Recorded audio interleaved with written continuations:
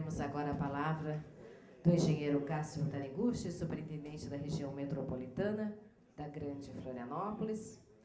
Já estamos com a hora adiantada, mas ainda reservamos um debate com a participação dos 4 palestrantes e, é claro, com a intensa participação dos senhores.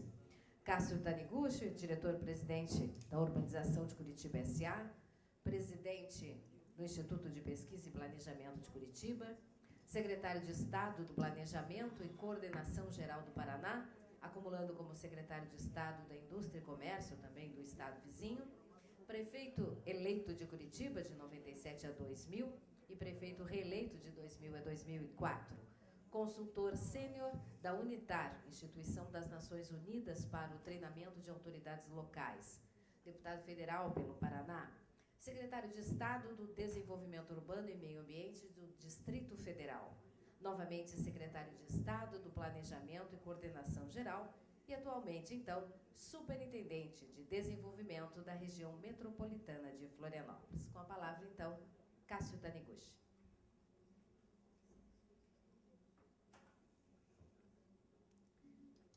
Enquanto ele prepara a sua apresentação, queria só aproveitar aqui para fazer alguns registros de presenças importantes no nosso evento e solicitar também que quem não se inscreveu, por favor, faça, porque a gente precisa dessas informações, como e-mail, enfim, o cargo e a participação de vocês, até mesmo para o envio do material que foi aqui apresentado e que muitos dos nossos palestrantes estarão disponibilizando.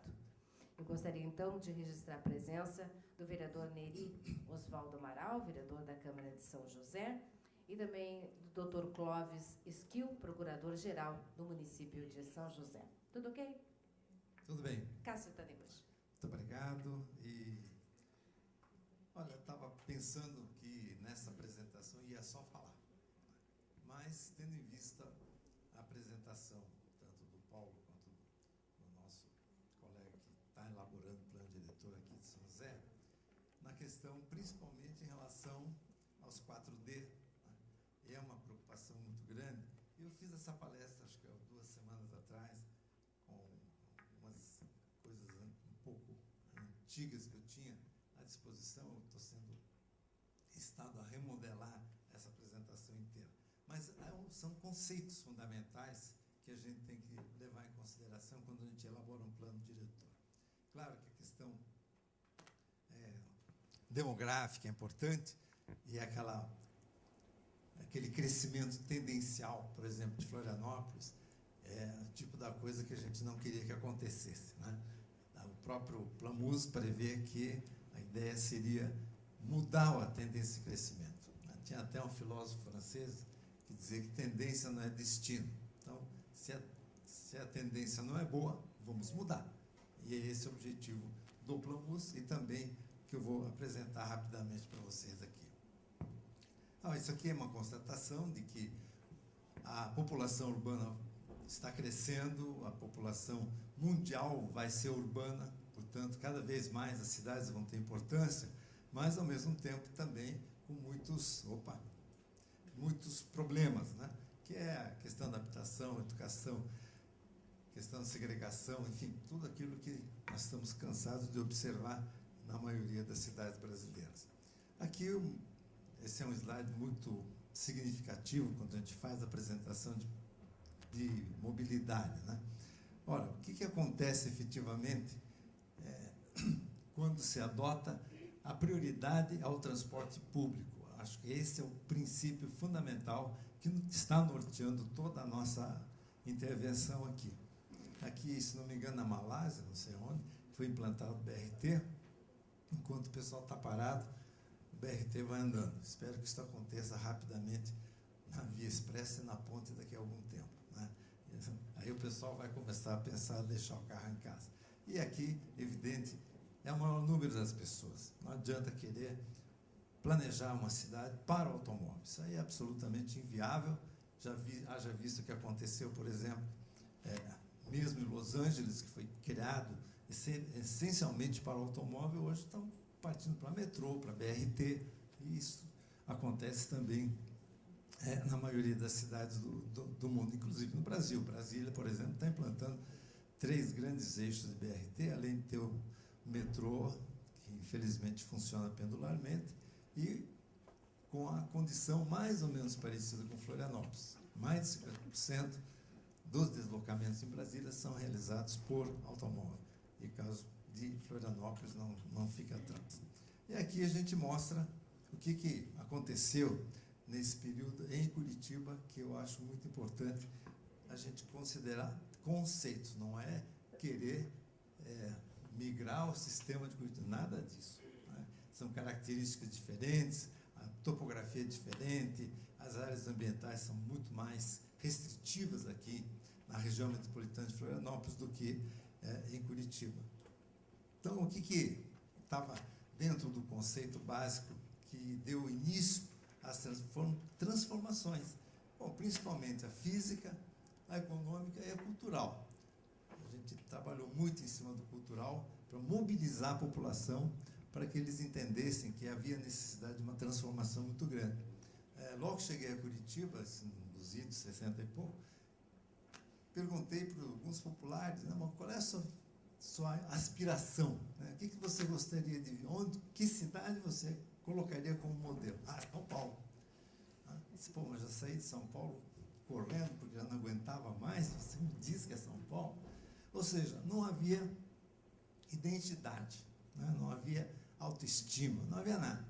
Então, tinha que criar isso. A primeira coisa que foi feita foi fechar a rua principal, que era utilizada pelo automóvel, para pedestre, com equipamento, tal, um monte de coisa, em 72 horas. Portanto, a velocidade é um fator muito importante.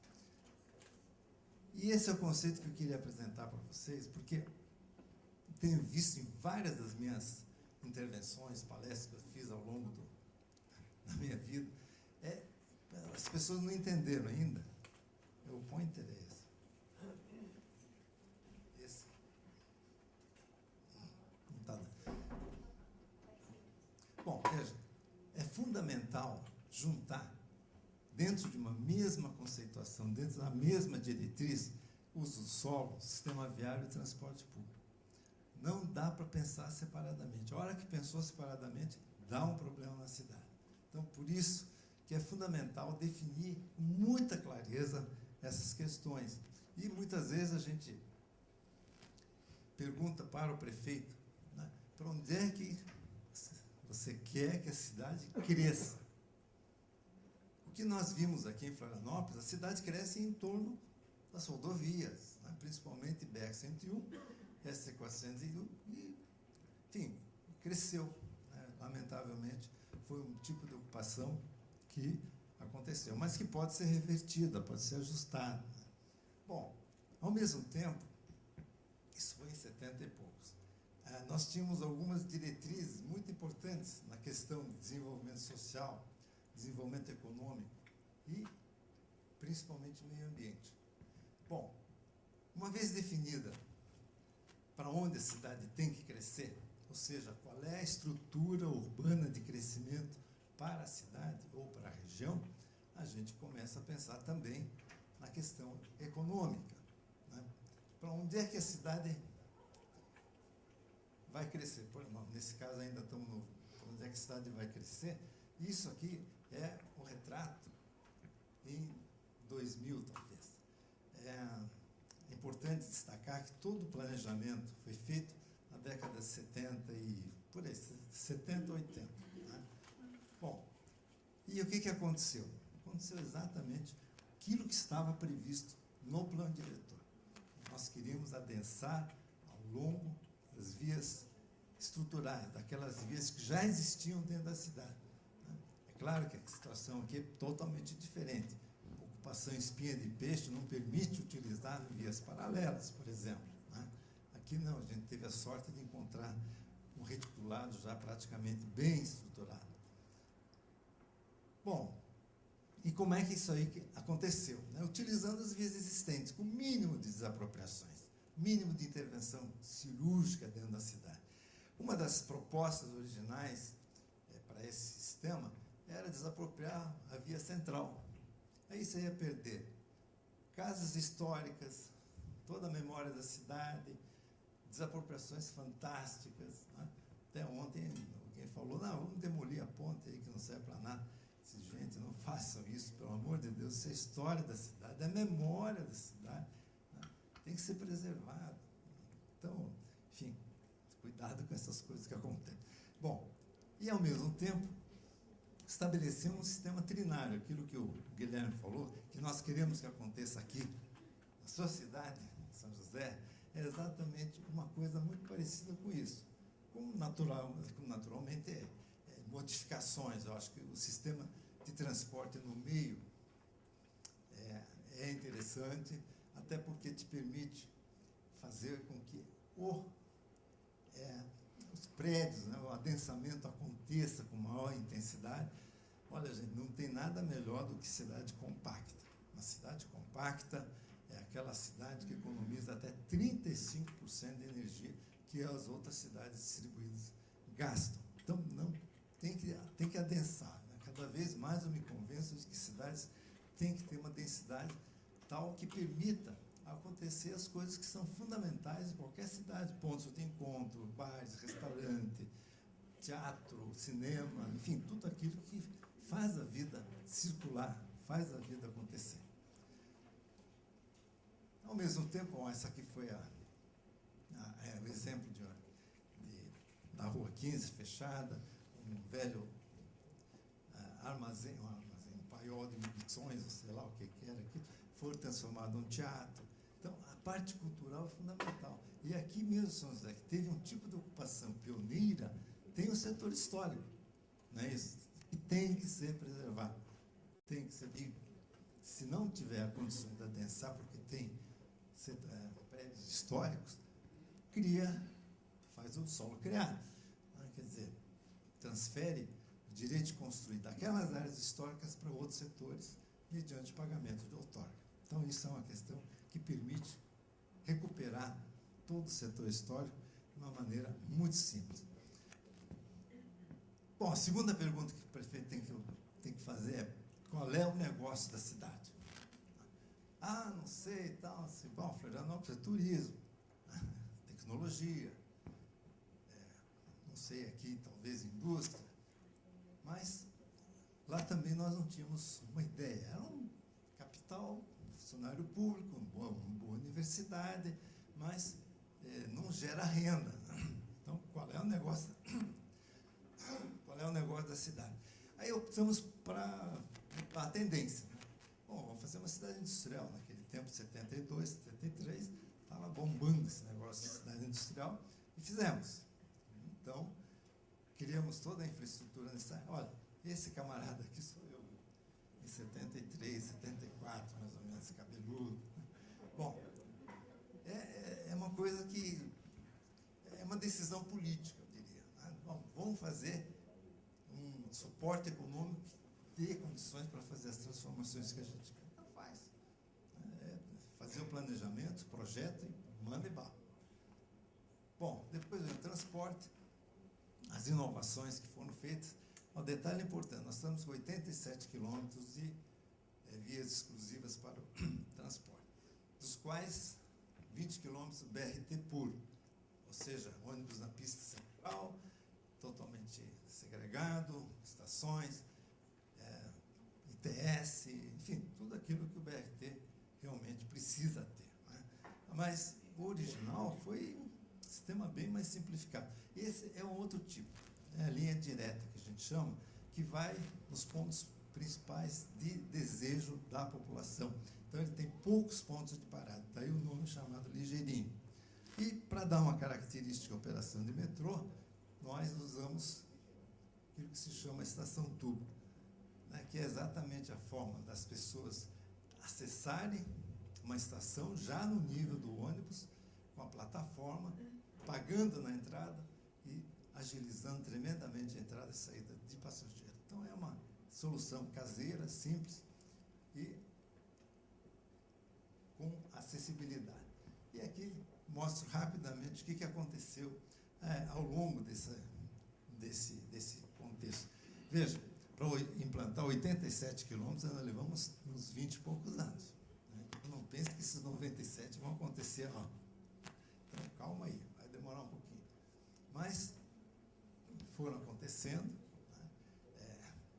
Uma coisa que eu tenho, assim, um carinho muito especial são as linhas interbairros. Não precisa passageiro que vai para um bairro para outro passar no centro, caramba. Né? Então, ele que faça a volta por um sistema adequado, integrado, com a mesma passagem, mesma tarifa. E aí me pensei aqui em Florianópolis, pô, não dá para fazer porque tem o mar. Né? Bom, mas a ligação pode eventualmente ser por barca, né? Sei lá, é uma ideia.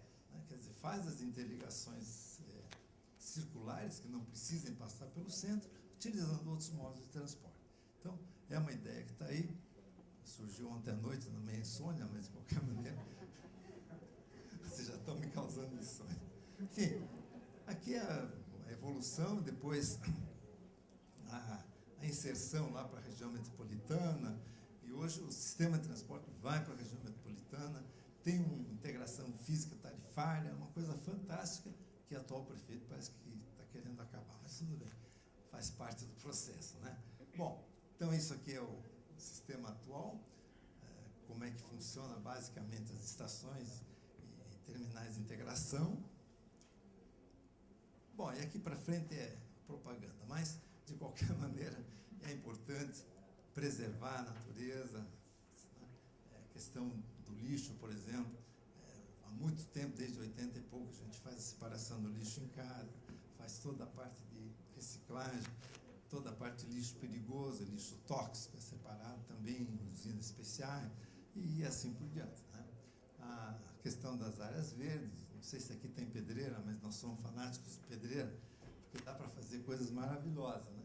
Por exemplo, esse aqui era para ser um lixão, né? Nós conseguimos segurar e transformar num parque. Esse é a Ópera de Arame, o Parque São Lourenço já é um lago muito bonito, e assim por diante. Quer dizer, aí toda a criatividade acontece com os profissionais da área. Né? Então, acho que muito importante essa questão aí. A Universidade Livre do Meio Ambiente surgiu numa pedreira desativada, que são realmente áreas que foram degradadas pelo homem e que precisam recuperar para o uso da população. Então, é uma coisa muito bacana e as pessoas realmente utilizam intensamente essas áreas. Então, conceitos básicos, gente, não dá para separar zoneamento, uso do solo, nem sistema viário, nem transporte. Tem que estar tudo junto. Intensifica, ao longo dos eixos estruturais, a densidade, mas com usos múltiplos, usos mistos. Preferencialmente, usos mistos, que assim entendido, de renda também. Não adianta querer misturar, não adianta querer isolar classe de renda. Tem jardim social, legal, tá, o ladrão vai lá direto, porque sabe que lá só tem rico. Né? Mas é bom misturar renda, mistura o mais possível. Isso aconteceu ao longo de um dos eixos importantes lá da cidade. Uma área que estava sendo pensada para colocar eixo leste, né? Tinha um grande proprietário de terras. Nós desapropriamos não só o eixo, mas toda a área em volta. E lá a Coab implantou todos os conjuntos habitacionais, uma boa parte dos conjuntos habitacionais. Então, gente, é assim que tem que fazer. Né? Tomou a decisão, vai em cima, mas dentro daqueles mesmos conceitos que a gente sempre leva para ciclovias. Faz parte da mobilidade, é muito importante que tenha uma grande rede de ciclovias. Né? Aqui tem as ruas 30 também, eu acho que é uma solução muito boa. As ruas da cidadania são uma forma de descentralizar a administração pública, dando condições de resolutividade nas pontas. Não adianta querer que seja só um recolhedor de demanda. Não, tem que resolver na hora. Né? E aí tem informática que nos ajuda muito para isso, até mesmo para aprovar projetos. Pode ser feito todo dia, 24 horas por dia, 7 dias da semana, 365 dias por ano, porque não adianta querer ficar corrigindo o projeto. E, finalmente, são alguns dados importantes. Isso aqui é uma coisa bacana. Nós tínhamos uma área, já o processo de deterioração, de ocupação inadequada, né, que abrangia uma área muito grande de conjuntos habitacionais, ou seja, a função moradia predominando sobre a função trabalho. Então, nós resolvemos juntar as duas coisas, mais uma vez. Então, a função trabalho, juntamente com, aí sim, mais uma vez, o transporte, e deu nisso. Pode acreditar, exatamente a mesma foto, tirada no mesmo local. Então, é o quê? Transporte, o uso do solo que pode ser intensificado e, ao mesmo tempo, criação de empregos, mediante incentivos ISS, por exemplo. Uma coisa muito simples de fazer. Criamos 30 mil empregos diretos aí. Então, dá para fazer isso, uma gestão, enfim, e a mudança que aconteceu durante esse período é uma coisa fantástica, tá? Não só do ponto de vista da renda, mas, sobretudo, na questão do desenho urbano da cidade. Por isso, gente, dá para fazer o que vocês quiserem.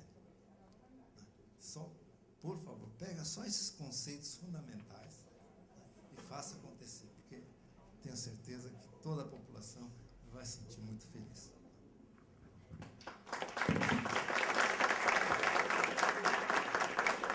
O senhor fica conosco. Fique. Chamamos os nossos demais palestrantes. O engenheiro Guilherme Medeiros, o demógrafo Paulo Campanário, o arquiteto Edson Catoni, para se juntar aqui ao engenheiro Cássio. Temos aqui 2 microfones. Como nós estamos gravando na íntegra este evento e também para efeitos de registro, seria importante, se todo mundo quiser fazer alguma indagação, eu acho que é no debate que engrandece um seminário, né?